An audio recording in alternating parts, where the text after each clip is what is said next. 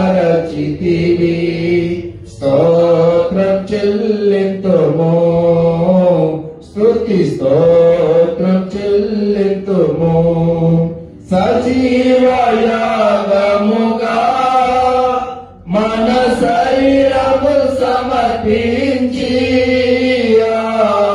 సజీవ యాగముగా మన శరీరము సమర్పించి సంపూర్ణ స్థితి నొందా శుద్ధాత్మను నొసగితివి సంపూర్ణ స్థితి నొందా శుద్ధాత్మను నొసగితివి స్తోత్రం చెల్లింతుము స్తుతి స్తోత్రం చెల్లింతుము సియోను మార్గములో శోధనలు రాగా సియోను మార్గములో పలు శోధనలు రాగా సాతాన్ని జయించుటకు విశ్వాసముని చితివి సాతాన్ని జయించుటకు విశ్వాసముని చితివి స్తోత్రం చెల్లింతుము స్తుతి స్తోత్రం చెల్లింతుము సిలువను మోసుకొని సువార్తను చేపాటి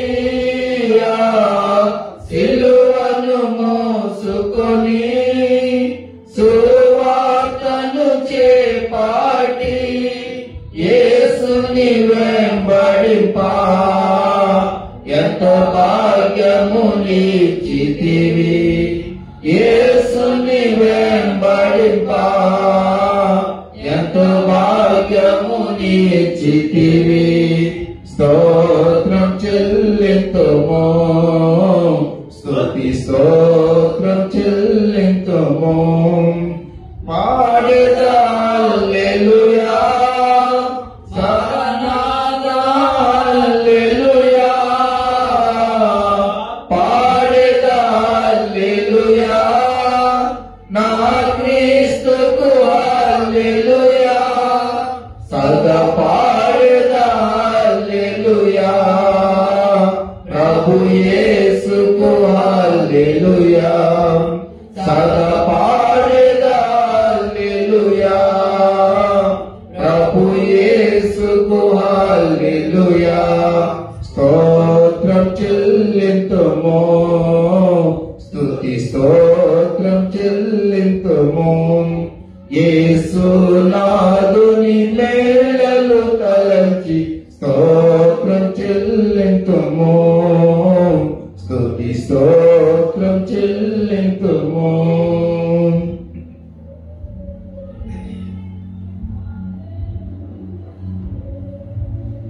63వ కీర్తన అండి 63వ నంబర్ కీర్తన పాడుకున్న పాట దేవునికి స్తోత్రము గానము చేయటే మంచిది దేవునికి స్తోత్రము గానము చేయుటయే మంచిది మనమందరము స్తుతి గానము చేయుటయే మంచిది ప్రభువు గొప్పవాడను ఆయన సమానుడు ప్రభువు గొప్పవాడను అధిక సాటి సమానుడు ఆయనే మితియులేని వాడని దేవునికి స్తోత్రము గానము చేయుటయే మంచిది నక్షత్రముల సంఖ్యను ఆయనే నియమించెను నక్షత్రముల సంఖ్యను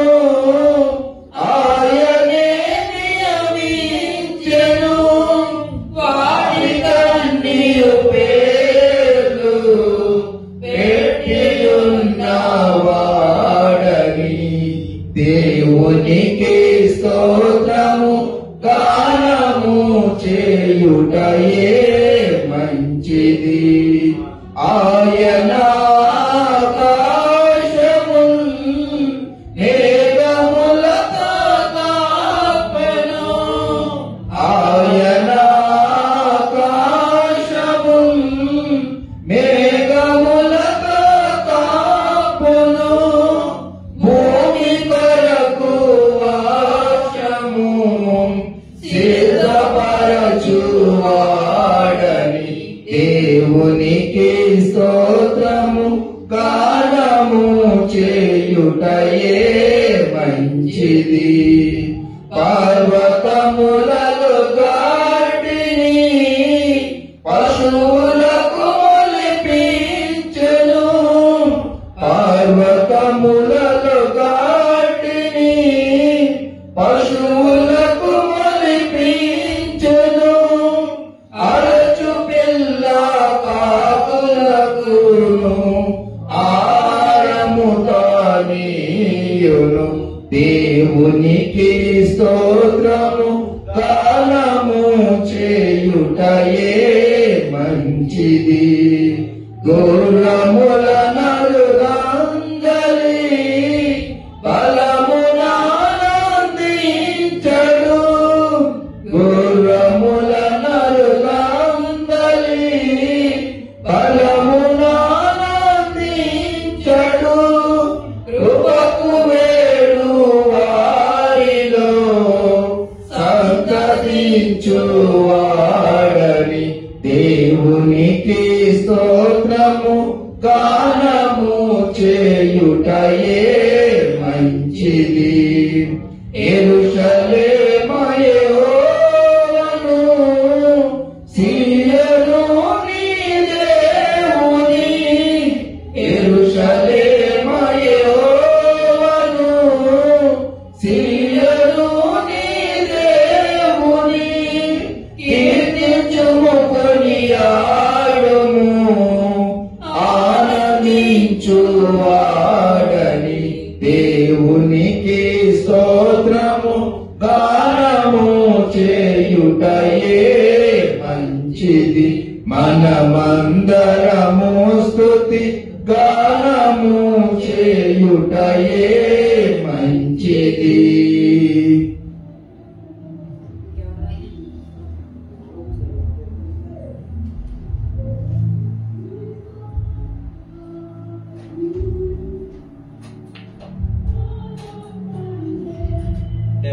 కీర్తన ద్వారా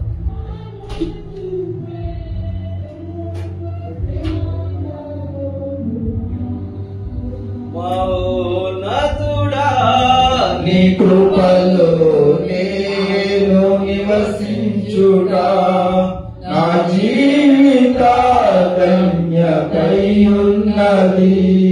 మౌనతుడా నీ కృపలో నేను నివసించుట.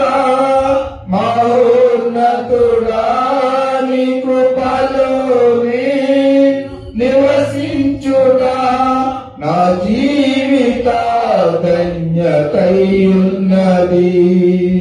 మోడు బారిన జీవితాలను సిగురింపచేయగలవు నీవు. మోడు బారిన జీవితాలను సిగురింపచేయగలవు నీవు. మధురముగా మార్చగలవు నీవు. మధురముగా మార్చగలవు నీవు. మహోన్నతుడా నీ కృపలో నివసించుట నా జీవిత ధన్యకైయున్నది. ఆకువాడక ఆత్మ ఫలములు ఆనందముతో ఫలించిన. ఆకువాడక ఆత్మ ఫలములు ఆనందముతో ఫలించిన.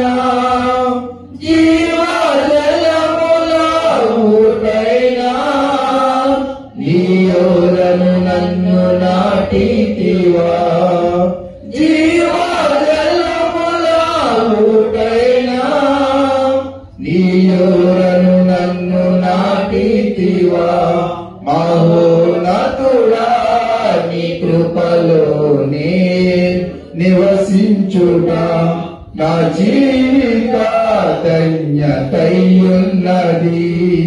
వాడబారని స్వాస్థ్యమునాకై పరమందుగా జీవించితివా వాడబారని స్వాస్థ్యమునాకై పరమందుగా జీవించితివా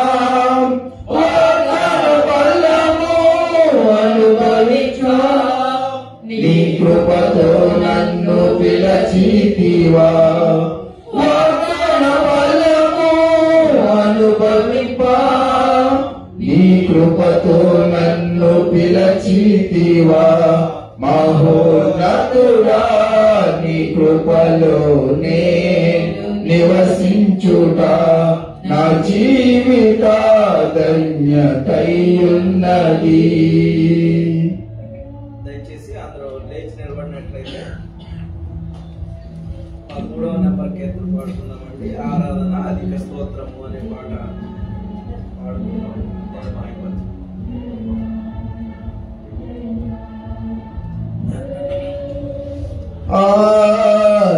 ఆరాధనా అధిక స్తోత్రము ఆరాధనా అధిక స్తోత్రము నా దేవునికే నేనర్పితును నా దేవునికే నా సమస్తము ఆరాధనా అధిక స్తోత్రము పరమదూత సైన్యము నిన్ను కోరి స్తుతింపగా పరమదూత సైన్యము నిన్ను కోరి స్తుతింపగా వేణులతో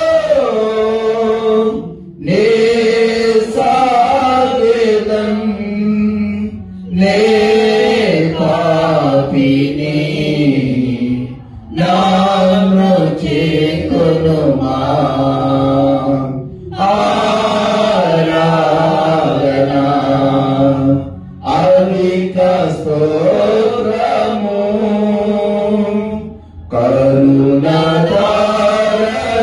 కరుణారుదిరము నన్ను తాకి ప్రవహింపగా కరుణారుదిరము నన్ను తాకి ప్రవహింపగా నా పాపమంతయు తొలగిపోయెను నా జీవితం నీకే అంకితం ఆరాధనా అధిక స్తోత్రము నా దేవునికే నేనర్పితును నా దేవునికే నా సమస్తము ఆరాధనా అధిక స్తోత్రము. చాలండి. ఇంతవరకు పాటల ద్వారా దేవుని మహిమపరిచి ఉన్నాము. మన స్తుతులపై దేవుడు ఆసీనుడై ఉన్నాడని నమ్మబద్ధులమై ఉన్నాము. వాక్య భాగాన్ని చదువుకుందాము. సహోదరుడు కె. రామకృష్ణ గారు వచ్చి రోమిలకు రాసినటువంటి పత్రిక 1వ అధ్యాయము 20వ వచనం నుంచి 25వ వచనం వరకు ఉత్తర ప్రత్యుత్తరాలుగా చదివి గుర్తించవలసిందిగా సమయాన్ని సహోదరులకు అప్పగిస్తూ ఉన్నాను.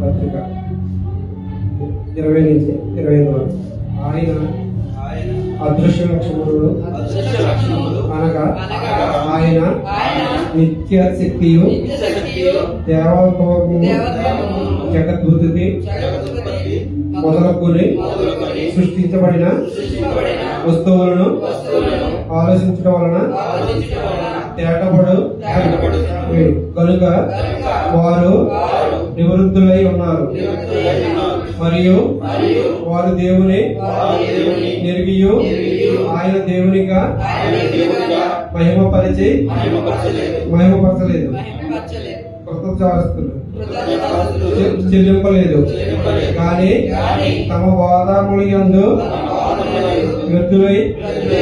వ్యర్థులైన వారి అవివేక హృదయమును అంధకారములను తాము జ్ఞానులమని చెప్పుకొనొచ్చు బుద్ధిహీనులైరి. వారి అక్షయుడగు దేవుని మహిమను క్షయమగు మనుషుల యొక్క పక్షుల యొక్కయు చతుస్పద జంతువుల యొక్కయు పురుగుల యొక్కయు ప్రతి స్వరూపముగా మార్చిరి. ఈ హేతువు చేత వారు తమ హృదయములు దురాశలను అనుసరించి తమ శరీరములను పరస్పరము అవమానపరుచుకున్నట్లు దేవుడు వారిని అపవిత్రతకు అప్పగించను. అట్టివారు దేవుని సత్యమును అసత్యమును మార్చి సృష్టికర్తకు ప్రతిగా స్పష్టమును పూజించి సేవించిరి.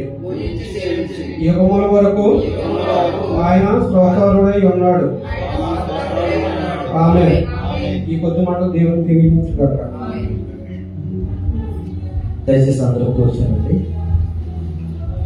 చక్కగా లేఖన భాగాన్ని ఉత్తర ప్రత్యుత్తరాలుగా చదివించినటువంటి సోదరుడు కె రామకృష్ణ గారికి ప్రభు పేరిట నా హృదయపూర్వక వందనాలు తెలియజేస్తా ఉన్నాను. కొద్ది నిమిషాలు దేవుని వాక్యాన్ని మనం ధ్యానిద్దాం. సహోదరులు వాక్యాన్ని ఉపదేశించడానికి స్థానిక సంఘ సువార్థికులు జే విక్టర్ గారు మరి సిద్ధంగా ఉన్నారు కనుక మరి చెప్పబడుతున్నటువంటి లేఖన భాగము గ్రంథం నుండి అలా ఉన్నవా లేవని వాక్య పరిశీలన చేస్తూ గ్రంథాన్ని చూస్తూ దేవుని వాక్యాన్ని వినాలని ప్రేమతో మీ అందరికీ తెలియజేస్తూ సమయాన్ని సహోదరులు విక్టర్ గారికి అప్పగిస్తూ ఉన్నాను.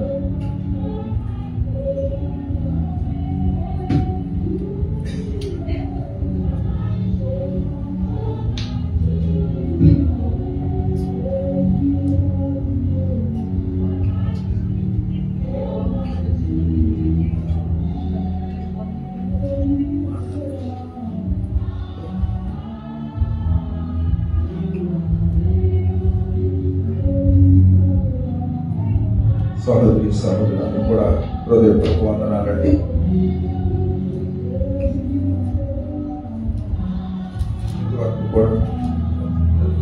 ఇంతవరకు కూడా పాటలు పాడి దేవుని మహిమపరిచున్నాం.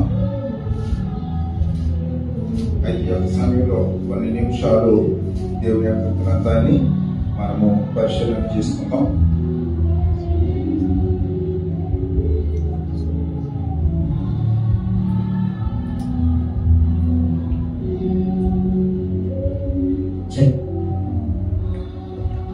చిన్న ప్రార్థన చేసుకుని వాక్య పరిచయం చేసుకుందాం.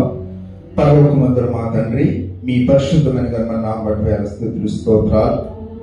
మమ్మల్ని ప్రేమించి ఆయుష్నిచ్చి ఆరోగ్యాన్నిచ్చి ఈ యొక్క ఉదయకాల సమయంలో మీ ప్రియకుమారి యొక్క పునరుత్థాన పండుగలు మేమందరం చేరి సంఘముగా కూడికిని మిమ్మల్ని మహింపరుచుకోవడానికి ఇచ్చిన ధన్యతను బట్టి వేల స్తుతులు స్తోత్రాలు. ఇంతవరకు ప్రారంభ ద్వారా పాడుచున్న పాటల ద్వారా మీ నామానికి మహిమ తెచ్చుకున్నాడని నమ్ముచున్నాను. ఈ యొక్క సమయంలో మీ మనసు అనే గ్రంథాన్ని మేము కొన్ని నిమిషాలు అధ్యయనం చేస్తుండగా తండ్రి, మాకు కావలసిన జ్ఞానాన్ని, జ్ఞాపక శక్తిని, వివేచనను మాకు అనుగ్రహించండి తండ్రి. చెప్పుచున్న నాకును గ్రంథానుసారంగా జీవించడానికి నాకు నేర్పించండి. వినిచున్న మీ పిల్లలకు వినగల మనసును, గ్రహించగల హృదయాన్ని తండ్రి చేరువచ్చిన బిడ్డలందరికీ అనుగ్రహించి తద్వారా వాక్యంలో ఫలించడానికి వారు ఫలిస్తూ కుటుంబాలను కూడా ఫలింపజేసుకుంటూ వాక్యంలో బలపరచమని మీ ప్రియకుమారుడు మా రక్షకుడు యేసుక్రీస్తు నామములో అడిగి వేడుకొని ప్రార్థన చేయించున్నాం మా తండ్రి, ఆమేన్. దయచేసి ఎదరికి వచ్చేస్తారా? నేను చెప్పే మాటలు మీకు అర్థమవుతాయని ప్రేమపూర్వకంగా తెలియజేస్తున్నాను. దయచేసి ఎదరకండి.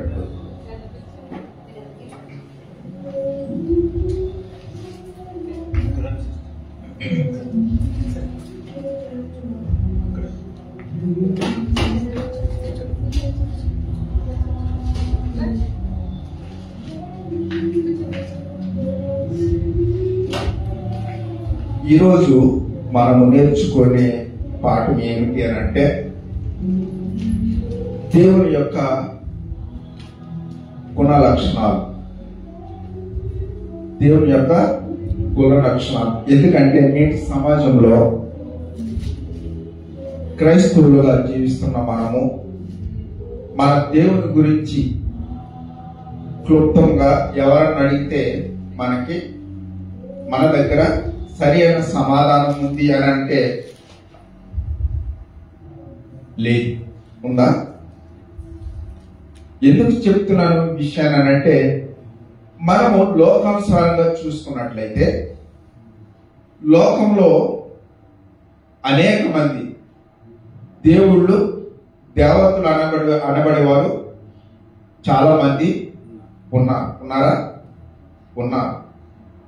కానీ వారు దేవుళ్ళ, దేవతల అన్నది మనం వాటి గురించి మనం వెళ్ళొద్దు. కానీ మన గ్రంథానుసారంగా గ్రంథం ఏం చెప్తుంది అనే విషయాన్ని మనం గ్రంథానుసారంగా కొన్ని విషయాలు మనం అధ్యయనం చేద్దాం. అయితే మనం ఈరోజు నేర్చుకునే మాటలు ఏమిటి అని అంటే, దేవుని యొక్క గుణ లక్షణాలు ఏ విధంగా ఉన్నాయి, అసలు దేవుడు ఎలా ఉండాలి. ఇప్పుడు మనము ఆరాధన చేయడానికి చాలా దూరం నుండి మనం ప్రయాసపడి వచ్చాం. ఆ ప్రయాస వ్యర్థము కాకూడదు. వ్యర్థం కాకుండా ఉండాలి అని అంటే ముఖ్యంగా మనం ఆరాధించే దేవుని గురించి మనకి చాలా అవసరం. ఎందుకనంటే ఎవరిష్టానుసారంగా వాళ్ళు జీవిస్తూ ఉన్నారు. నేటి సమాజంలో ఎవరిష్టానుసారంగా వారు బ్రతుకుతూ ఉన్నారు. కానీ ఈ గ్రంథం ఏం చెప్తుంది అంటే, దేవుని యొక్క మనసును మనము ఎరగాలి. దేవుని యొక్క మనసుని మనం ఎరగాలి. ఎరిగినట్లయితే గ్రంథం ఏమి చెప్తుంది అని దాని అనుసారంగా జీవించడానికి మనకి అవసరత ఉంటుంది. లేనట్లయితే మనము అందరూ వెళ్తున్నారు, ఆరాధన అంటే ఆదివారం వచ్చేటప్పటికి గుడికి వెళ్తున్నారు. వెళుతూ ఏం చేస్తున్నారంటే తమకు ఇష్టం వచ్చినట్టుగా జీవించుకుంటూనే మళ్ళా సమయాన్ని ఏం చేస్తున్నారు అని అంటే వ్యర్థంగానే గడిపేసి వచ్చేస్తున్నారు కదా. కాలక్షేపణ అంటే గ్రంథము కాలక్షేపం చేయమని చెప్పట్లేదు. దేవుడు ఆత్మ కనుక ఆయన ఆరాధించేవారు ఆత్మతోనూ సత్యంతోనూ ఆరాధించాలని గ్రంథము మనకి తెలియజేస్తూ ఉంటుంది. అయితే ముఖ్యంగా దేవుడి గురించి మనం ఆలోచించినట్లే దేవుడు అనే మాటకి అర్థం ఏమిటి అంటే స్వయంభవుడు. దేవుడు అని అంటే దానికి అర్థం డెఫినేషన్ ఏంటంటే స్వయంభవుడు. అంటే స్వయంభవుడు అంటే తనకు తానుగా ఉన్నవాడు. అర్థమవుతుందా? దేవుడు అని అంటే స్వయంభవుడు, తనకు తానుగా ఉన్నవాడు. అంటే నువ్వు దేవుడుగా ఉండు అని ఎవరు కూడా చెప్పలేదు. నీకు దేవుడిగా మేము ఆరాధిస్తామని కూడా ఎవరు నిలబెట్టలేదు. ఎందుకంటే రాజకీయ పరంగా చూసినట్లయితే, ఇక్కడ సంఘ పరంగా చూసినట్లయితే ఏం చేస్తారంటే ఒక వ్యక్తిని నిలబెట్టి ఆ వ్యక్తి ద్వారా ఏం చేస్తారు అని అంటే కొనియాడడం అనేది జరుగుతుంది. ఆయన ఏం చెప్తే అదే జరపాలి సంఘ నియమంలోను అని. అయితే గ్రంథము ఏం చెప్తుందంటే దేవుడు అనే దానికి నిర్వచనము ఏంటంటే స్వయంభవుడు అనగా తనకు తానుగా ఉన్నవాడు. అది గురించి అంటాడు ఏమని అంటే నిర్గమకాండంలో 3వ అధ్యాయం 14 వచ్చింది ఏమంటాడు, నేను ఉన్నవాడును అందువాడును అంటాడు. ఎవరితోటి? మోషే గారితో. అంటే ఉన్నవాడు అనంటే ఆయన ఉండే లక్షణాలు ఏంటి అని అంటే ఉన్నవాడు అంటున్నాడు ఆయన. ఒకసారి చదవండి ఒకసారి. అందుకు దేవుడు ఆ. నేను ఉన్నవాడను ఆ. పనివాడనై ఉన్నానని మోషేతో చెప్పాడు. ఎవరంటున్నారు? దేవుడు మోషేతో చెప్పాడు. దేవుడు మోషేతో చెప్పుచున్న మాట ఏంటంటే నేను ఉన్నవాడను అనువాడనై ఉన్నానని. అనువాడు. ఆయన అంతం లేని వాడు. ఆయనకి అంతం. మనం ఆరాధించుకునే దేవుడికి ఏం లేదు, అంతము లేదు. ఆయన నిత్యము జీవించేవాడు. మనము కూడా నిత్యము కూడా జీవిస్తాం. అవునా? నిత్యము జీవిస్తామా? అందరూ కూడా డౌట్గానే మాట్లాడుతున్నారు. ఎందుకని అంటే మన గ్రంథము ఇంకా సరిగా అర్థం అవట్లేదు. మనం నిత్యము జీవిస్తాం. దేవుడితో యుగయుగాలు జీవించాలనే దేవుడు ఏం చేస్తాడంటే ఒక నియమాన్ని మనకి రాయించి ఉంచాడు. ఈ విషయాలు మీకు ఎక్కడా కూడా దొరకవు, ఎక్కడికి వెళ్ళా కూడా దొరకవు. ఒక సంగమ ద్వారానే, అది అదైన క్రీస్తు సంగమ ద్వారానే మీకు యొక్క సత్యం అనేది బయలు వెళ్తుంది. అయితే దేవునిలో ఉండే లక్షణాలు మీకు తెలియజేస్తాను. అంటే ఇది ఒక్క వారమే కంప్లీట్ అవుతుంది.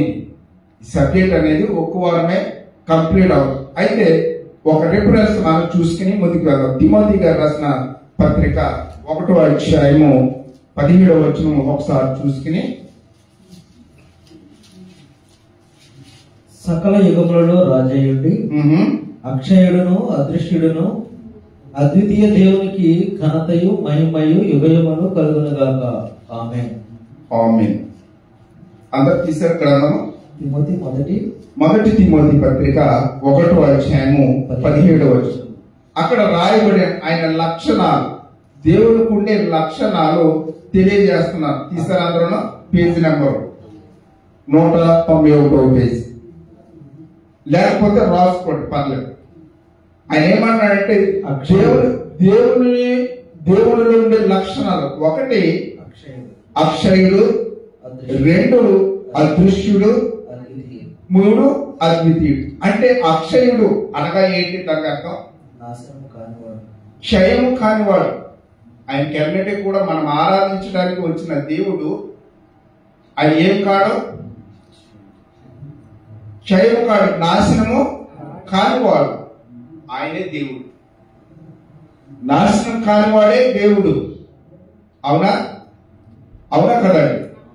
2 అదృశ్యుడు. అంటే అదృశ్యుడు అంటే కంటికి కనబడడు. సపోజ్ నేను మధ్య కూడా ప్రశ్న వేస్తాను, మీరు సమాధానం చెప్పాలి. అప్పుడప్పుడు కూడా నేను ప్రశ్న వేస్తాను. ఎందుకంటే దేవుని గురించిన జ్ఞానము ఎంతమందికి ఉంది? దేవుని గురించి జ్ఞానం ఎంతమందికి ఉంది? కొంతమందికి ఉంది, అందరికీ లేదు. ఎందుకంటే అందరూ కూడా ఆయన గురించి తెలుసుకోవాలి, ఆయన కొరకే బ్రతకాలి, ఆయన కొరకే జీవించాలి. దేవుని యొక్క లక్షణం అది. మనం చాలా సంఘాలకు వెళ్ళొచ్చాం, వెళ్ళరాలేదా? వెళ్ళాం. కానీ అంతా కూడా ఎలా ఉంటుంది అని అంటే ఆర్భాటం. కానీ ఆర్భాటం దేవుడికి అవసరం లేదు. ఆయన ఆత్మ ఉన్నాడు కనుక ఆయన ఆరాధించే వారందరూ కూడా ఆత్మతో సత్యంతో ఆరాధించాలని ఆయన ఒక ఆలోచన. అయితే అక్షయుడు అనగా క్షయం కాని వాడు, 2 అదృశ్యుడు అనగా కంటికి కనబడిన వాడు. ఇప్పుడు మనకి కంటికి కనబడాడు కదండి, మరి మనం ఎలా ఆరాధించడం? మనకి మన కంటికి కనబడితేనే కదా దేవుడు అనేవారు, అవునా? కంటికి కనబడాలి కదా, మాట్లాడలేదు ఎవరు. ఇప్పుడు మన ఇంట్లో బొమ్మలు ఉంటాయి కదా, ఉన్నాయా?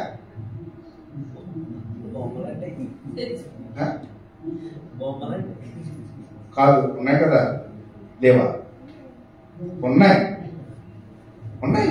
అందరింట్లో ఉన్నాయి.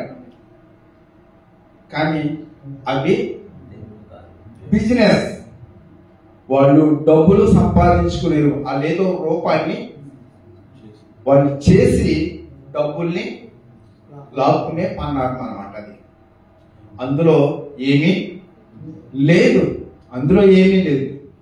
మన మెడలో కూడా సిలువ వేసుకుంటాడు. కానీ ఎక్కడ తిరుగుతాడు? ప్రాణి షాప్ చుట్టూరును తిరుగుతాడు. లేకపోతే ఇప్పుడైతే కళ్ళు కూడా దొరకట్లేదు మా ఊర్లో, అటు చుట్టూరు తిరిగి. కానీ వేషధారణ అనేది ఉండకూడదు. క్రైస్తవం అంటే క్రైస్తవుడిగానే జీవించాలి. ఆయన మనకేంటి లక్షణాలు ఏంటి? క్రైస్తవుడికి ఒక వివేచన జ్ఞానం ఉంటుంది. ఎవరితో ఏ విధంగా మాట్లాడాలి, ఏ విధంగా స్పందించాలి, మన ప్రవర్తనే ఎదుటి వారికి ఈమె క్రైస్తవురాలురా అని ఏం చేయాలంటే మన మాటలను బట్టి ఎదుటి వారు గుర్తించాలి. అంతగా మన యొక్క ప్రవర్తన ఏమైపోవాలంటే మారిపోవాలి. అదే గ్రంథం చెప్తుంది. ఏమన్నాడంటే అక్షయుడు అనగా క్షయం కానివాడు, అదృశ్యుడు అనగా కంటికి కనబడేవాడు, అద్వితీయుడు అనగా తనకి సాటి అయిన సమానుడు ఎవరు కూడా.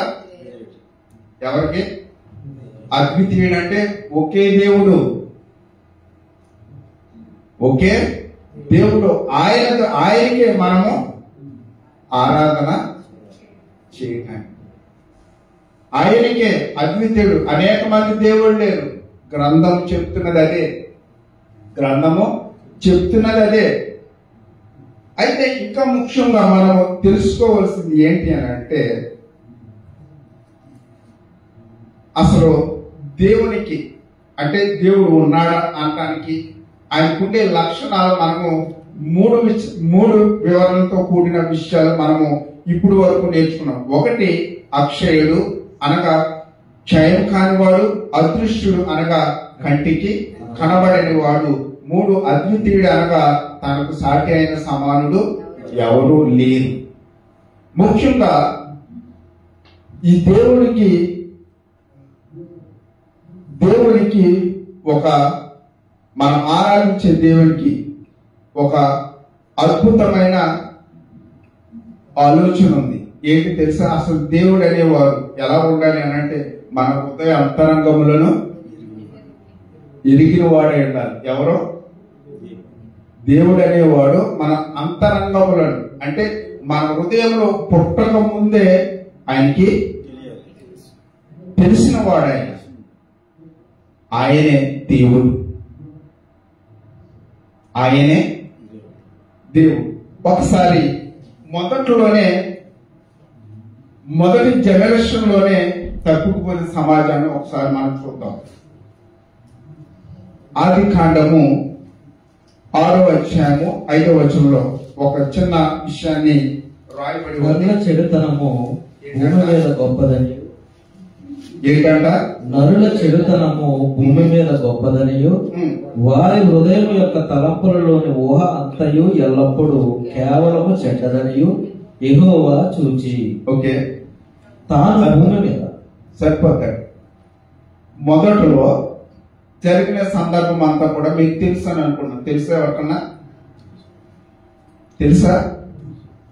ప్రారంభంలోనే ఏమైపోయిందంట? 6 వచనం మొదటి నుంచి చదువు, మీకు పూర్తిగా అర్థమవుతుంది. సందర్భం అర్థం అవ్వాలని నేను ఈ విషయాన్ని తెలియజేస్తున్నాను. నరులు భూమి మీద విస్తరింపను ఆరంభించిన తరువాత పుట్టినప్పుడు దేవుడి కుమార్తెలు చక్కని వారిని చూచి వారందరిలో తమకు మనసుకు వచ్చిన స్త్రీలను వివాహం చేసుకునేది. ఇక్కడ వరకు బాగుంది కదండి, ఇక్కడ వరకు కూడా బాగుంది. కానీ ఇక్కడ ఏం జరిగింది అని అంటే 3వ వచనంలో ఏమంటున్నాడంటే, అప్పుడు యెహోవా నా ఆత్మ నరులతో ఎల్లప్పుడూ వాదించదు, వారు తమ అక్రమ విషయములలో నరమాత్రులై ఉన్నారు. అయినను వారి దినములు 120 ఏండ్లగాయ. ఆ దినములలో నెఫీయులను వారు భూమి మీద ఉండిరి, తరువాతను ఉండిరి. దేవుని కుమారులు నరుల కుమార్తెలతో పోయినప్పుడు వారికి పిల్లలను కనిరి. పూర్వమందు పేరు పొందిన సూర్యుడు వీరే.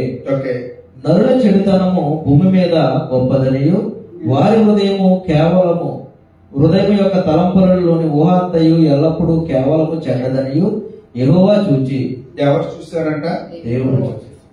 దేవుడు ఏం చూస్తున్నాడు? నరుల హృదయాన్ని. నరుల హృదయంలోని అంటే నరులంటే ఓన్లీ క్రైస్తవులేనా? క్రైస్తవులేనా నరులంటేనే? భూమి మీద ఏ మతం అవ్వచ్చు, ఏ కులం అవ్వచ్చు, దేనికి సంబంధం లేదు. కానీ దేవుని పోలికలో పుట్టిన వారు వీరందరూ కూడా, ఈ మానవ కూటంతా కూడా దేవుడు నిర్మించిన వారు. అయితే వాళ్ళు వృత్తిపరంగా కావచ్చు, కులపరంగా కావచ్చు, వాళ్ళు ఏం చేసుకున్నారంటే ఒక కేటగిరీ అనేది నిర్మాణం చేసుకున్నాను.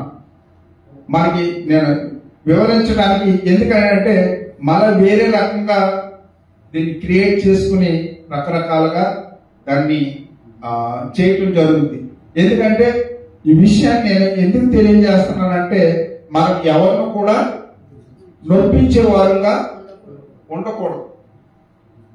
ఎందుకంటే గ్రంథం తెలియజేస్తుంది మన యొక్క దేవుని యొక్క గొప్పతనం గురించి మనకు తెలియాలి. మనం ఎందుకు వచ్చాం, ఇంత ప్రయాసపడి ఇంత ప్రొద్దుటే లేచి రావాల్సిన అవసరం ఏంటి అనే దానికి మనము వచ్చిన దాన్ని బట్టి కొన్ని విషయాలను మనం నేర్చుకుని వెళ్ళాలి. ఎందుకంటే దేవుని గురించి లక్షణాలు, మన దేవుని గురించి ఎవరన్నా అడిగితే కనుక మనం ఈ రోజు నీ సమాధానం చెప్పలేని పరిస్థితుల్లో ఉంటే ఎంత అవమానం, ఎంత సిగ్గుకరం, అవునా కదండి? అయితే వారు హైందవులను అడిగినట్లయితే వారు దేవుళ్లను చూపిస్తారు. మరి నీ దగ్గర నా దగ్గర ఏంటి ఆ సమాధానం? నీ దగ్గర నా దగ్గర ఏంటి సమాధానం? ఇన్ని సంవత్సరాలు మనం పుట్టినది, మన తల్లి గర్భం నుండి పుట్టినది మొదలుకొని నేటి వరకు కూడా జీవిస్తున్నాము అంటే ఉనికి కలిగి ఉన్నాము. దేవుడు మనల్ని పోషిస్తున్నాడు అని అంటే దేవుని యొక్క మహా ప్రేమ, మహాకృప. అయితే ఆ దేవుని గురించి మన దగ్గర సమాధానం లేకపోతే రేపొద్దుట ఆ దేవుడు సిగ్గుపడతాడు.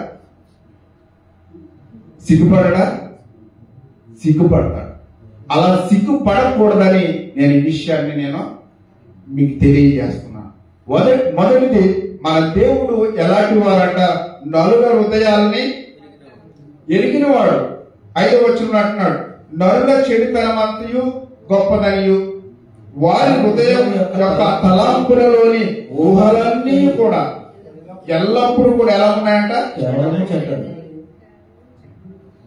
ఎందుకని అలాగా? దేవుడు నిన్ను నన్ను కూడా పుట్టించింది ఎందుకు అని అంటే, ఒకటి ఆయన గురించిన సంపూర్ణ జ్ఞానం కలిగి ఆయన యందు భయభక్తులు కలిగి జీవించాలని దేవుడు ఏం చేశాడంటే మనం అందరినీ కూడా పుట్టించాడు. పుట్టించిన తర్వాత జనరేషన్ అభివృద్ధి జరుగుతున్న తర్వాత వాళ్ళు ఏమైపోయారంట, తనకిష్టం వచ్చినట్లుగా జీవించడం మొదలుపెట్టారు. ఇప్పుడు కూడా ప్రజెంట్ అలాగే ఉందా? ఏమైనా మార్పు ఉందా?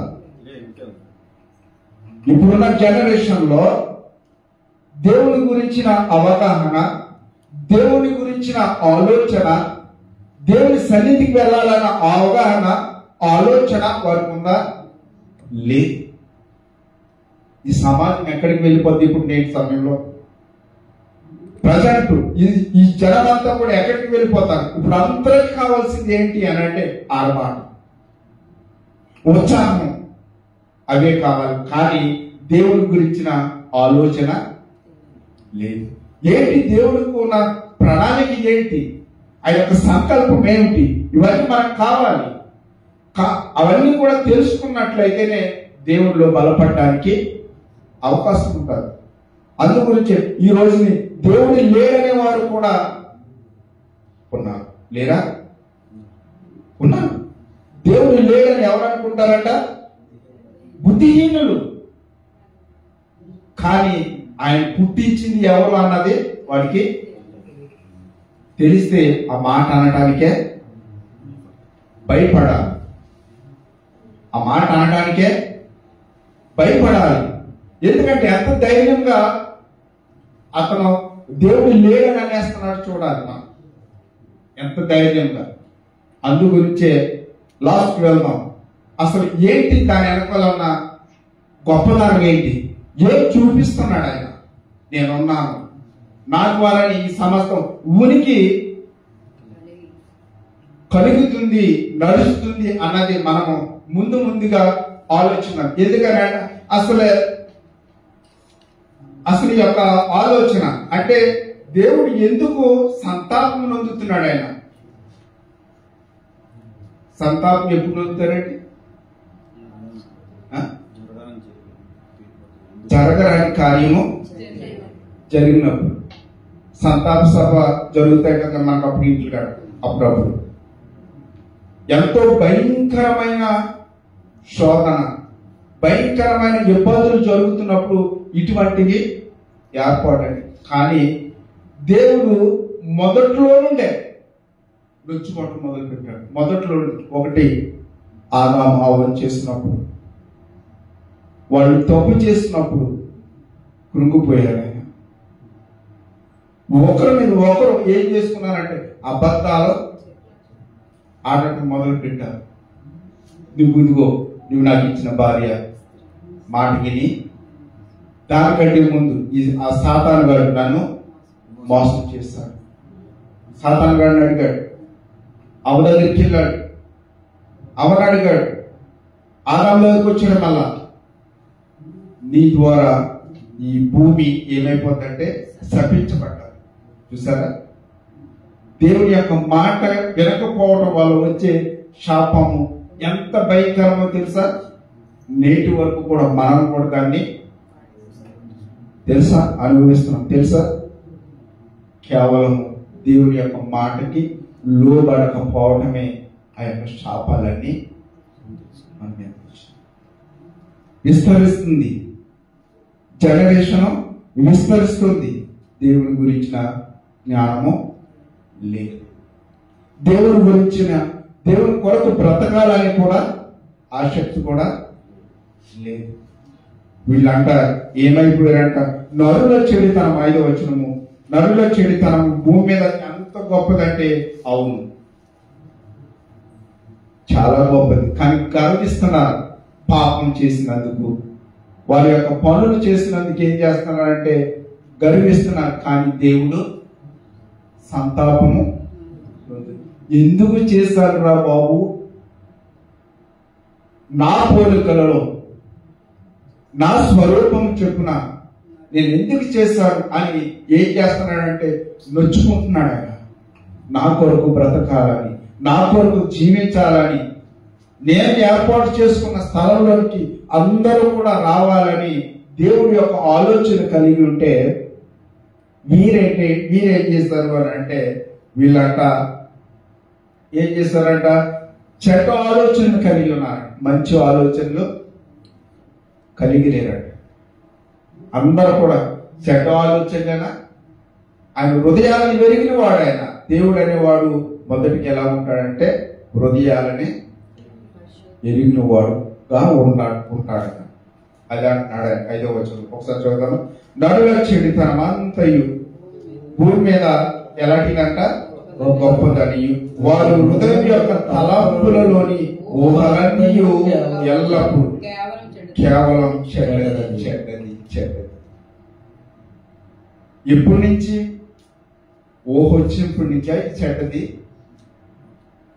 ఊహ వచ్చినప్పటి నుంచేనా? మన వాళ్ళు అందరూ అంటారు కదా, ఇది మనం చెప్పే వినే వయసు కాదన్నాడు. ఏ వయసు? ఎవరి వయసు వచ్చేటప్పటికి ఏమంటారు? ఎవరి వయసు వచ్చేటప్పటికి మనం ఎంత చెప్పినా కానీ బ్రదరు అవి విని స్టేజ్ లో లేడు అడు. ఇప్పుడు ఇన్ని వయసు కూడా కాదు. ఎందుకని? బైబిల్ ఏం చెప్తే చూద్దాం ఒకసారి. 8:21 ఒకసారి చూద్దాం. అది ఖండము. అప్పుడు యెహోవా ఇంపైన సువాసనను ఆగ్రహించి ఇక మీదట నరులను బట్టి భూమిని మరలా శపించను. ఎందుకనగా నరుల హృదయాలోచన వారి బాల్యము నుండి చెడ్డది. అమ్మ, మనం అనుకుంటాం ఎప్పటి నుంచి అంటే యుక్త వయసు వచ్చిందిరా, మన మాట వినడు, మన చెప్పు చేతల్లో లేడు అని మనకున్న ఊహను బట్టి, మనకున్న క్లారిటీని బట్టి మాట్లాడతాం. కానీ దేవుడు చెప్తున్నది ఏంటి అని అంటే, అప్పుడు యెహోవా ఇంపైన సువాసన ఆగ్రహించి ఇక మీదట నరులను బట్టి భూమిని మరలా శపించను. ఒకప్పుడు జరిగింది ఏంటి అని అంటే, వాళ్ళందరూ తప్పు చేసినప్పుడు ఎందుకు చేశానని వాళ్ళందరిని కూడా దేవుడు జలప్రలయం ద్వారా నాశనం చేశాడు. నాశనం చేసుకోవడానికి గల కారణం మనమే. అవునా? మనమేనా? లేకపోతే ఆనాటి జనమా? ఎవరు? నరులు. దేవుడికంటూ ఒక గోల్ ఉంది, దేవుడికంటూ ఒక ఉద్దేశం ఉంది, దేవుడికంటూ ఒక సంకల్పం ఉంది. ఆ సంకల్పం అంతా కూడా ఏం చేయాలంటే తెలుసుకోవాలి. దేవుడి గురించి బ్రతకాలి అని ఆయన చూస్తూ ఉన్నాడు. పరలోకం నుండి చూస్తూ ఉన్నాడు. అదే కదా అపోస్తలులు కావచ్చు, ప్రవక్తలు కావచ్చు, నాయకులు కావచ్చు, వాళ్ళందరూ కూడా మాదిరి. వారు అనేకమైన ఇబ్బందులు పడ్డారు, వారు అనేకమైన హింసలు పొందారు. వారి యొక్క జీవితాన్ని మనం చూసుకున్నట్లయితే మనం దాంట్లో జీరో. దేవుడు నచ్చుకున్నాడు మనుషులు చేసినందుకు. జలప్రలయం ద్వారా ఏం చేస్తాడంటే ఆ జనరేషన్ అంతా కూడా నాశనం చేసుకుంటూ వచ్చేసాడు. అందు గురించి అంటున్నాడు. అయితే ఆయన చేసినందుకు ఏమన్నాడంటే, అనగా నరుల హృదయ ఆలోచనలు వారి బాల్యం నుండి కూడా చెడ్డది. నేను ఇప్పుడు చేసిన ప్రకారం ఇకను సమస్త జీవులను సంహరింపని ఒక క్లారిటీకి వచ్చాడు. అర్థమవుతుందండి? దేవుడి గురించి మనకి ఇంతవరకు ఏం అర్థమవుతుంది? దేవుని యొక్క ప్రేమ మనకేమన్నా అర్థమవుతుందంటే అర్థం అవట్లేదు. మనం కేవలం ఏమనుకున్నాడు, దేవుని నుండి పొందుకునే వారంగా ఉన్నాం, కానీ దేవునికి ఇచ్చే వారంగా మన యొక్క ఆలోచనలు ఎలా ఉంటాయంటే మేళ్ళ మీద మేళ్ళు కట్టేయాలి, ఎకరాలకు ఎకరాలు సంపాదించుకుంటే మన ఇంటికి వెళ్ళేటప్పటికి అయ్యగారు వచ్చేస్తారు, తమ్ముడు దేవుడు నిన్ను గొప్పగా ఆశీర్వదించాడు, నీ పిల్లల్ని నిన్ను ఎంత బాగా అభివృద్ధి చేశాడు అని అంటారు. కానీ ఎక్కడ పడే కష్టాలు వాడికి, సమయానికి తిండి తింటున్నారో ఏంటి రూమ్ లో సరిగ్గా పడుకుంటున్నారు వారికి తెలియదు. కానీ చాలా ఆశ్చర్యం వేస్తుంది అలాంటి విషయాలు వింటున్నప్పుడు, చూస్తున్నప్పుడు. కానీ వాటికంటే ముందు మనము మన యొక్క ఆత్మీయ అభివృద్ధి ఎంతవరకు బలపడుతుంది అనేది మొదటిగా మనము తెలుసుకోవాలి. తెలుసుకున్నప్పుడే మనకి దాంట్లో ఉన్న ఎక్కువ ఆశీర్వాదాలు మనకి దేవుడు అనుగ్రహిస్తాడు. దేవుడు బలపడినప్పుడే అవి ఈ భూ సంబంధమైనవి అవి మనతో కూడా రావు. ఎవరైనా తీసుకెళ్ళిన దారుణాలు ఉన్నాయా? కానీ నీ ఆత్మ దేవుని దగ్గరికి వెళ్ళాలి, నువ్వు రక్షింపబడాలి, దేవుడి గురించిన అనుభవ జ్ఞానం నీకు కావాలి, దేవుడి గురించిన లక్షణాలు నిన్నెవరైనా అడిగితే నువ్వు చెప్పాలి గ్రంథంలో నుండి. అందుగురించే నేటి నుండి వాక్యం చదవడానికి ప్రయత్నం చేద్దాం. మనం అందరం దేవుడిలో బలపడతాం. ఇంతవరకు దేవుడికి దూరంగా ఉన్నామేమో, దేవుని యొక్క భయభక్తులు కలిగి లేరేమో. ఇప్పుడు నుండి అయినా దేవుడి కొరకు బ్రతకాలని ఒక ఆశ మనలో పుట్టాలి.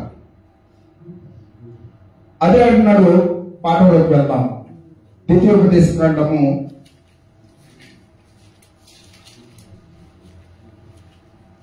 29వ అధ్యాయము 28వ అధ్యాయం 28వ అధ్యాయము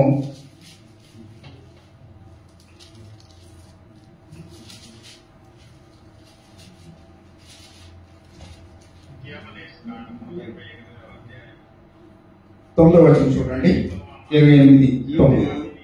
నీ దేవుడైన యెహోవా ఆజ్ఞలను అనుసరించి ఆయన మార్గములలో నడుచుకుని ఎడల యెహోవా నీకు ప్రమాణము చేసినట్లు ఆయన తనకు ప్రతిష్ఠ జనముగా నిన్ను స్థాపించును.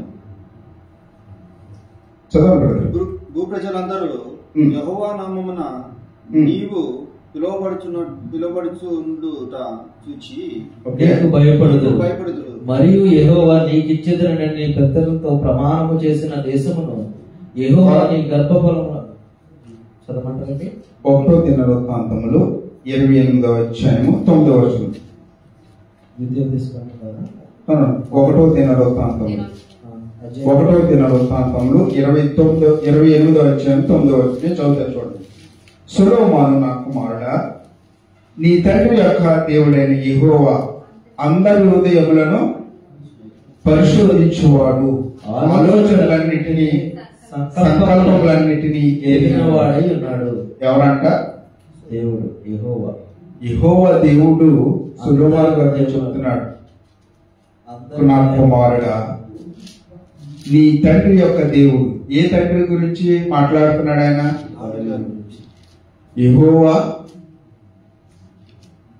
యెహోవా గురించి. అంటే దావీదు గారి యొక్క తండ్రి ఎవరు అంటే ఆత్మీయ తండ్రి. ఈ తండ్రి గురించి, ఈ తండ్రి అంటే మన తండ్రి, అంటే తండ్రి అయిన దేవుడు మన తండ్రి అయిన. ఇప్పుడు ఏ తండ్రి? ఇక్కడ మనం ఆరాధించుకోవడానికి వచ్చిన తండ్రి, అందరికి కూడా తండ్రి ఆయన, అందరికి కూడా దేవుడు ఆయన.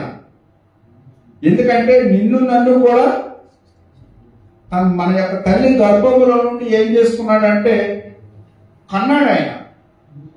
గర్భఫలము యెహోవా ఇచ్చు బహుమానం కదండి, అవునా కదా? దేవుడే ఇవ్వాలి, ఎవరి వల్ల కాదు, ఎంత ప్రయత్నం చేసినా కాదు. అయితే ఇక్కడ తెలియజేస్తున్నది ఏంటి అని అంటే చదువుతాం 9వ వచనంలో. సొలొమోనా నా కుమారుడా, నీ తండ్రి యొక్క దేవుడైన యెహోవా అందరి హృదయములను పరిశోధించిన వాడు. ఎవరంట? సొలొమోను గారి యొక్క హృదయాన్ని పరిశోధిస్తున్నాడా, లేకపోతే అందరి యొక్క హృదయాలను పరిశోధిస్తున్నాడా? అందరి హృదయాలు. ఎందుకనంటే హృదయము ఆయనకి తెలుసు. నీ హృదయంలో ఏముందో దేవునికి తెలుసు. ఆయనే ఏమన్నారంటే దేవుడిగా గుర్తించారు. సపోజ్ ఉదాహరణకి ఒక చిన్న విషయాన్ని తెలియజేస్తాను. నా హృదయంలో ఏముందో మీకు ఏమైనా తెలుసా? లేకపోతే మీ హృదయాల్లో ఏమున్నాయో నాకు తెలుసా? కానీ దేవునికి తెలుసు. అందు గురించే దేవుడు అన్నాడు, అందరి హృదయాల్ని ఎరిగిన వాడంట. ఆలోచనలు, సంకల్పములు అన్నీ కూడా ఆయనకి సమస్తమే తెలుసు. నీ హృదయం ఒక తలంపు పుట్టక ముందే ఆయన ఎరిగినవాడు. ఆయన దేవుడు. అందు గురించే దేవుడి గురించి మీకు తెలియజేయాలని నేను ఈరోజు ఈ విషయాన్ని తెలియజేస్తూ ఉన్నాను. రెండోదిగా మనం ఇంకొంచెం 20 అధ్యాయంలో 29వ అధ్యాయంలో 17వ వచనం ఒకసారి చూద్దాం. నా దేవా, నీవు హృదయ పరిశోధన చేయించు యథార్థవంతులందు ఇష్టపడుచున్నావని నేను ఎరుగుదును. ఏంటంట? అదే విషయం తెలియజేస్తున్నారు మళ్ళా. నా దేవా, నీవు హృదయ పరిశోధన చేసేవాడు. హృదయ పరిశోధన చేయొచ్చు. ఎవరన్నా చేయగలుగుతారా? డాక్టర్ వాళ్ళు కూడా. ఎందుకని? నీ హృదయము ఆలోచనలన్నీ కూడా దేవుడికే మాత్రమే తెలుసు. డాక్టర్లు అవయాలు మాత్రమే వాళ్ళకి పరిశోధన చేయగలుగుతారు. అదైనా ఇప్పుడు చేయబట్టుకుని ఎవడు కూడా చెప్పట్లే మిషన్కే. ఎందుకని వాళ్ళ జ్ఞానం ఏమైంది? ఎంబీఏలు చేస్తారు, డిగ్రీలు సంపాదించుకున్నారు. మరి ఏమైంది డాక్టర్లు? కానీ దేవుని యొక్క లక్షణాలు వేరు, డాక్టర్ల యొక్క లక్షణాలు వేరు. ఇదివరకు చెయ్యి పట్టుకుని మందులు రాసిచ్చేవారు. ఇప్పుడు ఎవరు కూడా చెయ్యి ముట్టుకోవట్లేదు. ఏమైంది బ్రదర్ అంటున్నాడు. మనం చెప్తే వాళ్ళు రాస్తున్నారు. అది ఆయన గూగుల్లో చూసి మారిపోయింది. యుగం అంతా మారిపోయింది. మళ్ళా అదైనా 2-3 రోజులు వేసుకుని చూడండి, పనిచేయకపోతే మళ్ళా రండి కదా. అలా ఉంది ట్రీట్మెంట్ డాక్టర్ దాని ట్రీట్మెంట్. కానీ మన దేవుడు హృదయాంతరంగాల్ని ఎరిగినవాడు. అందుగురించే దేవుడు అన్నారు ఆయన్ని, నీ భార్య హృదయం ఏముందో నీకు తెలియకపోవచ్చు, నా భార్య హృదయంలో ఏముందో నాకు తెలియకపోవచ్చు, పిల్లల హృదయాల్లో ఏమున్నాయో మనకు తెలియకపోవచ్చు. కానీ మనం ఆరాధించే దేవుడు అన్ని కూడా ఎరిగినవాడు. మన దేవుడు అన్ని ఎరిగినవాడు. ఆయన అందుకుంటే దేవుడుగా తప్పును ఆయన ఎవరైనా నిర్మించారా? నిర్మించలేదు.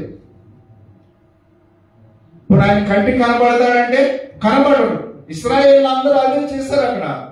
అక్కడ పాత నిబంధన కాలంలో ఆయన అద్భుతాలు చేసినా కూడా వాళ్ళు ఏం చేశారంటే దేవునిగా మహింపరచలేదు. దేవునిగా మహింపరచలేదు. ఈ రోజు సమాజం కూడా అలాగే ఉంది. దేవుడు అంటే లెక్కలేనితనం, దేవుడు అంటే భయం లేదు. దేవుని ఇష్టానుసారంగా వాళ్ళు జీవిస్తూ ఉన్నారు.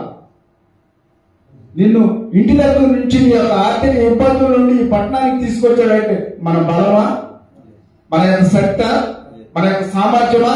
ఏమీ కాదు.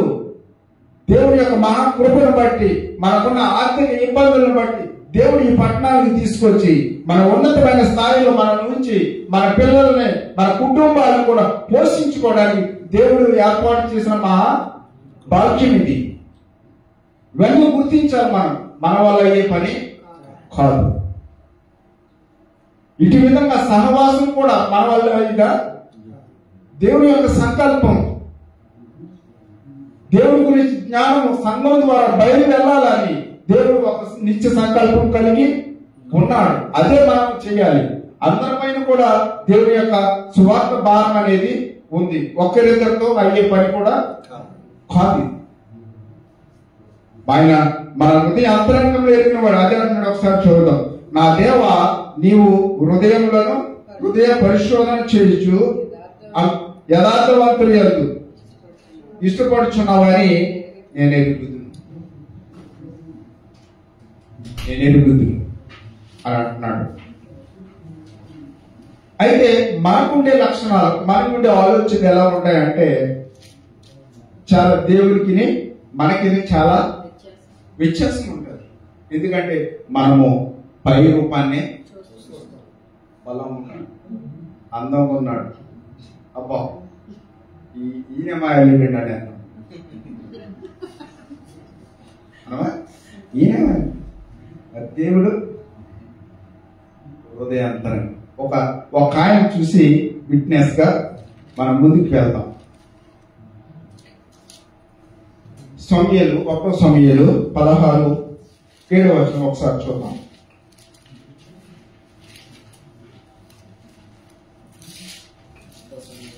1 సమూయేలు 16:7 ఆయన ఏం మాట్లాడుతున్నాడు చూద్దాం ఒకసారి. అయితే యెహోవా సమూయేలుతో ఇలాగ సెలవిచ్చెను, అతని రూపమును అతని ఎత్తును లక్ష్య పెట్టకము. మనుషులు లక్ష్య పెట్టు వాటిని యెహోవా లక్ష్య పెట్టాడు. నేను అతనిని త్రోసివేసి ఉన్నాను. మనుషులు పై రూపమును లక్ష్య పెట్టుదురు గాని యెహోవా హృదయమును లక్ష్య పెట్టును. ఏం చేస్తున్నాడంటే అందు గురించి దేవుడు అన్నాడు. సమూయేలు గారు కూడా పై రూపాన్ని చూస్తున్నాడు. సమూయేలు గారు పెద్ద ఆయన వచ్చాడు, ఎలియాజరు. అబ్బా ఎంత హైట్, ఎంత హోందా, ఫిట్నెస్. ఇంక ఈయన ఎవరికి? ఇశ్రాయేలుకి రాజు ఈయన తప్ప ఇంకెవ్వడు కూడా పరిపాలన చేయడానికి సమర్థుడు కాడు అన్నాడు. ఒక నిర్ధారణకు వచ్చేసాడు. మరి దేవుడు ఏం చేస్తున్నాడంటే సమూయేలు జస్ట్ వెయిట్ అన్నాడు అంతే. ఏంటి ప్రభు? ఎందుకని? అతనికి ఆలోచన వచ్చింది. నీ ఆలోచన రాంగు. ఆయన ప్రవక్త కదండి. ఎవరు? సమూయేలు గారు ప్రవక్త. కానీ ప్రవక్త అయ్యుండు కూడా ఆయన్ని పై రూపాన్ని గుర్తించాడు, కానీ అంతరంగాన్ని. అందు గురించి దేవుడు ఎవరు అంటే మన దేవుడు హృదయ పరిశీలన చేసేవాడు. అందరి హృదయాలని గమనిస్తాడు ఆయన. నీ యొక్క నా యొక్క హృదయాన్ని కాదు, అందరూ మనుషులు ఎంతమంది అయితే మానవ కోటి ఉన్నదో ఆ కోటిలో ఉన్నవారు అందరి హృదయాలు కూడా దేవుడు తెలిసి ఉన్నది. ఆయనకి సమస్తం కూడా తెలుసు. ఆయన మరుగైనది ఏమీ లేదు. ఇప్పుడు తల్లిదండ్రులు మోసం చేయొచ్చేమో, నాయకులు మోసం చేయొచ్చేమో, సంఘ వ్యవస్థను మోసం చేయొచ్చేమో, కానీ దేవుడి చేతిలోని తప్పించుకోవడానికి అవకాశం లేదు. అదే అంటున్నాడు. ఒకసారి చూద్దామా? 7:16 1 సమూయేలు. అయితే యెహోవా సమూయేలుతో ఇలా అంటున్నాడు, అతని రూపమును అతని ఎత్తును లక్ష్య పెట్టకము. మనుషులు లక్ష్య పెట్టాడు. మనుషులు లక్ష్య పెట్టి అంటే మనుషుల యొక్క తీరి వేరే ఉంటది, దేవుని యొక్క తీరి. That is the great. అందు గురించి ఆయన్ని దేవుడు అన్న. అన్ని కూడా ఆయనకు అవసరం లేదు. ఆయనకు కావాల్సింది ఏంటి అని అంటే విరిగి నలిగిన హృదయం కావాలి. అటువంటి విరిగి నలిగిన హృదయం. దేవుడు అంటే భయం కలిగిన వాడు, దేవుడు అంటే ఆసక్తి కలిగిన వాడు, దేవుని యందు చాలా విపరీతమైన ప్రేమ కలిగిన వాడు దావీదు గారు. ఆయన ఎక్కడికి వెళ్ళినా కూడా విజయమే కానీ అపజయం ఆయన చెరగలేదు. కానీ ఉండటానికి ఎలా ఉన్నాడు మనం చూడలేదు, కానీ సుందరుడు ఆయన, అందగాడు. దావీదు గారు అందగాడు. ఆయన పొట్టుకుంటే ఉండవచ్చు, కానీ ఆయన రూపాలని ఆశించేవాడు, చూసేవాడు కాదు, కానీ హృదయ అంతరంగాలని ఎరిగినవాడు. అందుగురించి ఆయన దేవుడు అన్నారు. అటువంటి దేవుడిని మనం ఆరాధించడానికి వచ్చినప్పుడు మనం ఏ విధమైన ఆలోచన కలిగి ఉండాలి? సంఘానికి సమయం అవుతుందంటే ఎర్లీగానే పెద్దలు కాడి రావాలి, దేవుని సన్నిధికి వెళ్ళాలి, దేవుని మహిమపరచాలి. దేవుని మహిమపరచడంలోనే ఎక్కువ సంతోషం ఉంది. మీరు వెళ్ళి చూడండి, మీరు వచ్చి చూడండి. దేవుని సన్నిధికి వచ్చింది అది అనేక గ్రంథాల్లో మనకి ఉత్సాహంతో రమ్మన్నాడు, సంతోషంతో రమ్మన్నాడు, సంతోషంతో దేవుని మహిమపరచమన్నాడు, విచారంతో కాదు. మరి మనం ఎంతమంది సంతోషం కలిగి దేవుని సన్నిధానానికి రావడానికి ఇష్టపడుతున్నాం? సంతోషంతో రావాలి, విచారంతో కాదు. ఎందుకంటే హృదయాన్ని ఎరిగిన వాడు ఆయన. అందుగురించే నేను ఒక 10 నిమిషాల్లో అసలు దీని వెనకాల ఉన్న శక్తి ఏంటి అన్నది మనము ఒక ఆలోచన చేసుకున్నాం. రోమపత్రికలో వాక్యపఠనం చేశారు కదా సహోదరులు. రోమపత్రిక 1వ అధ్యాయము 20 నుంచి ఒకసారి చూద్దామా. ఆయన అదృశ్య లక్షణములు ఇందాక చదివాం కదా, ఏంటంటే అదృశ్య లక్షణాలు అనగా మర్చిపోయారా? జ్ఞాపకం ఆయన నిత్య ఎవరైనా చెప్తారా? ఆయన అదృశ్యుడు, అక్షయుడు, అది ఏంటంట ఒకసారి ఇప్పుడు చేసుకున్నాం. ఒకసారి అక్షయుడు అంటే క్షయం కానివాడు, అదృశ్యుడు అంటే కంటికి కనబడేవాడు. మరి మనకందరికి కూడా కనబడాలి దేవుడు కదా. కనబడితేనే ఆరాధన చేయడానికి వస్తాం కదా. దేవుడు అంటేనే అక్కడ ఉన్నాడు. అదే బిజినెస్ అయిపోయింది కదండి, బిజినెస్ అయిపోయింది.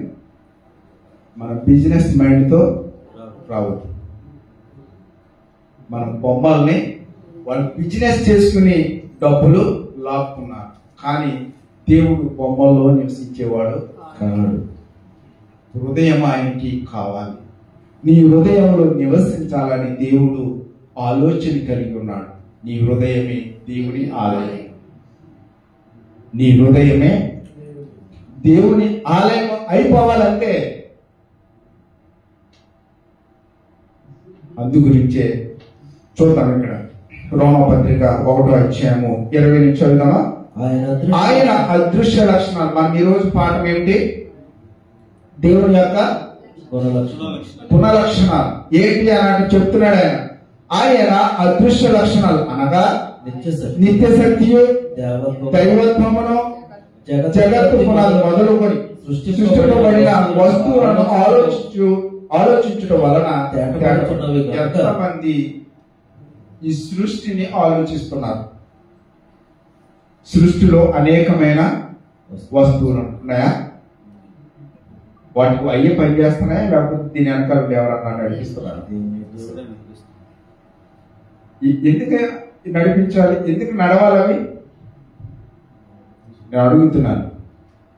ఎందుకు నడవాలి అవి? నీ కొరకు, నా కొరకే. ఎందుకు నడాలి? మన కోసమే. మనం టైం చూస్తున్నాం కదా. ఈ టయాలన్నీ దేని ద్వారా? కాలాలే చెప్తున్నాయి. కాలాలే. అందుకొచ్చే దినదినము కూడా దేవుని మహిమపరుస్తున్నాయట. సృష్టి మహిమపరుస్తుందట దేవుడికి. కానీ మనము కనీసం కూర్చుని ఒక అధ్యాయం చదవడానికి కూడా ఇష్టపడం. కనీసం ఒక 5 నిమిషాలు మనం ప్రార్థన చేయడానికి కూడా ఇష్టపడం. మొబైల్ ఉంటే, టిక్ టాక్ ఉంటే ఏంటి,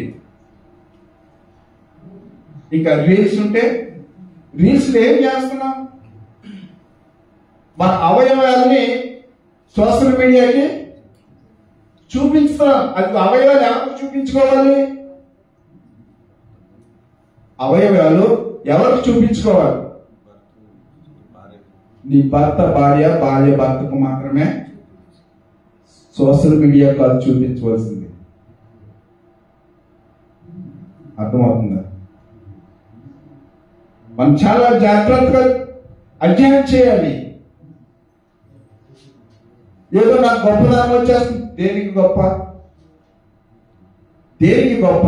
అవి కాదు మనకు కావాల్సింది. మన యొక్క ఆత్మీయ జీవితం భోగవ్వాలి. అది దేవుడు చూసి ఏం చేయాలంటే ఆనందించాలి. అర్థమవుతుందండి? ఇక్కడ సృష్టిని ఆలోచించడం ద్వారా ఏం జరుగుతుందంటే దేవుని యొక్క శక్తి అర్థమవుతుంది. అదే అన్నాడు ఆయన అదృశ్య లక్షణాలు అనగా ఆయన నిత్య శక్తియు దైవత్వమును జగత్తి మొదలుకొని సృష్టింపబడిన వస్తువులను ఆలోచించుట వలన తేటపడుచున్నాడు. కానీ వీటిని గురించి ఆలోచనే మనకి సమయము మాకెక్కడదు బ్రదర్ గారు. సూర్యుడు మన కోసమే, చంద్రుడు మన కోసమే, పంచవాయువులు మన కోసమే, దేవుడి కోసం కాదు. నువ్వు అనుభవిస్తూ దేవుని గురించిన జ్ఞానం కలిగి జీవించాలని దేవుడు ఏం చేశాడంటే సృష్టిలో ఈ పంచవాయువులు అనేవి పెట్టాడు. అగ్ని, గాలి, నీరు, ఆకాశములు, వర్ష ఋతువులు అన్ని కూడా నీ కోసమే, నా కోసమే, మనందరి కోసము. అది ఆలోచించాలి. ఈ రోజున ఆలోచించడానికి మనకి సమయము ఉందా? లేదు, ఈ రోజు లేదు. దేవుడు అందు గురించి వాటిని చూపిస్తున్నాడు. దాని శక్తిని చూడు, నన్ను చూడు, శక్తిని చూడు, నన్ను చూసు అని తెలియజేస్తున్నాడు. గాలి ఎక్కడి నుంచి వస్తుంది మనకు తెలుసా? గాలి ఎక్కడి నుంచి వస్తుంది మనకు తెలుసా? కానీ ఆ గాలి లేకపోతే మనం బ్రతకగలుగుతామా? కానీ దేవుడు ఆ గాలిని, జీవవాయువును మనకేం చేస్తున్నాడంటే ఆక్సిజన్ రూపంలో అందిస్తాడు. ఎక్కడి నుంచి వస్తుంది? దేవుని యొక్క ధనాగారంలో నుండి వస్తుంది. దాని యొక్క శబ్దాన్ని మనం తెలుసుకోగలుగుతాం, కానీ అది ఎక్కడి నుంచి వస్తుందో ఎవరికి కూడా తెలీదు. అందు గురించే ఆ వస్తువును చూడమంటున్నాడు, నన్ను చూడమంటున్నాడు. వస్తువును చూపిస్తున్నాడు, నన్ను చూపిస్తున్నాడు అని దేవుడు ఏం చేస్తున్నాడంటే ఈ యొక్క పౌలు గారు ఈ గ్రంథంలో ఉన్న ఆ యొక్క ఇశ్రాయేలీయులకు ఈ విషయాన్ని తెలియజేసుకుంటూ వస్తున్నాడు. చూద్దాం 28వ వచనం.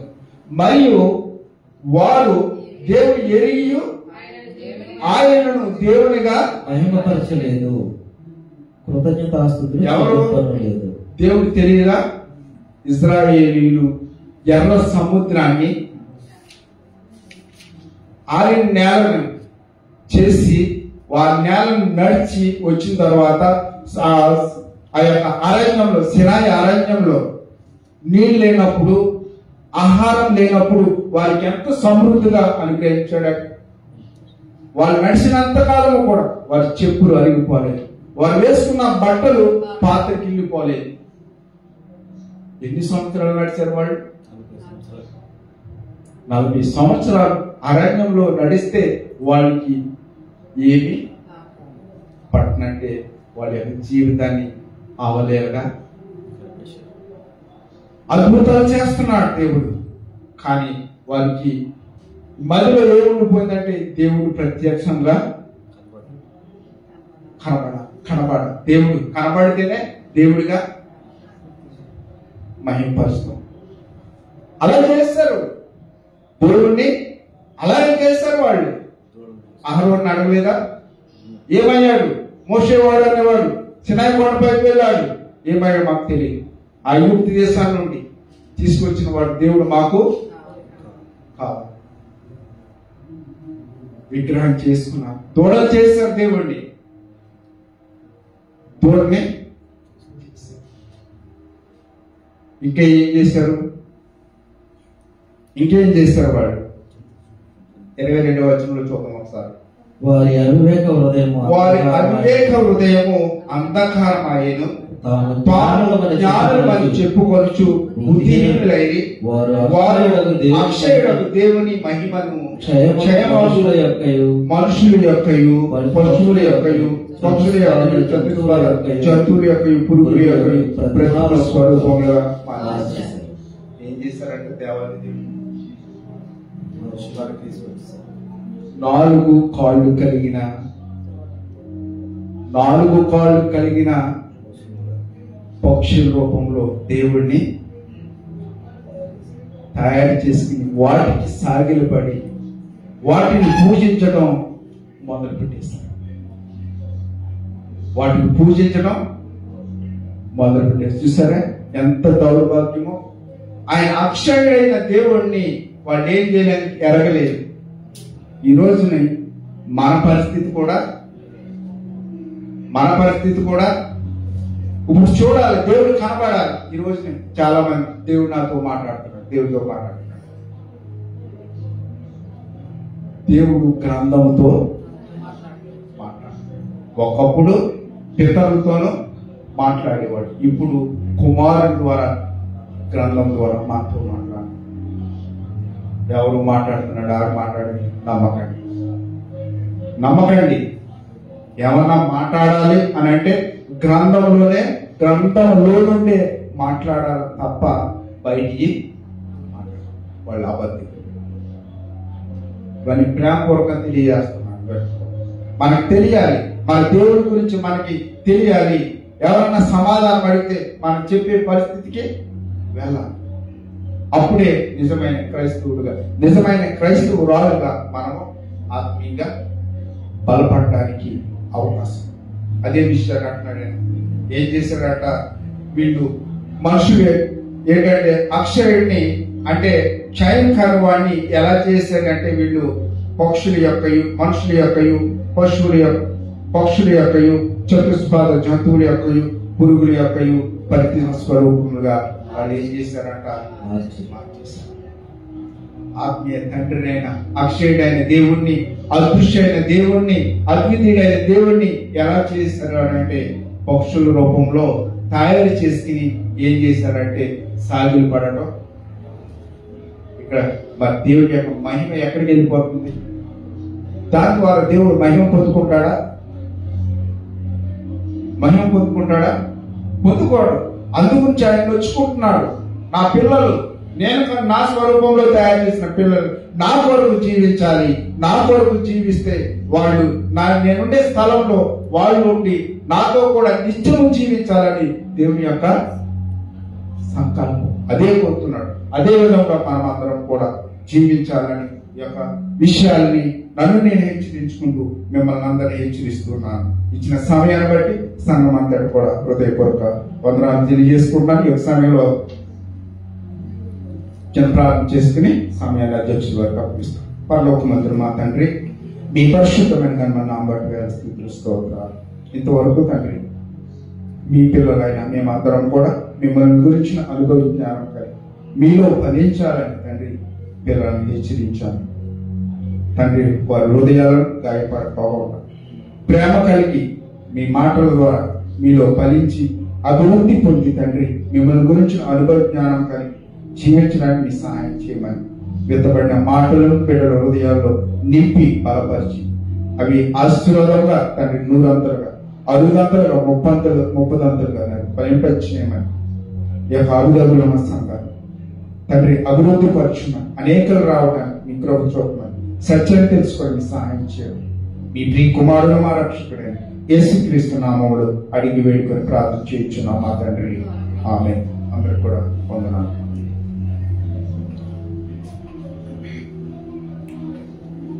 వ్యవసాయంలో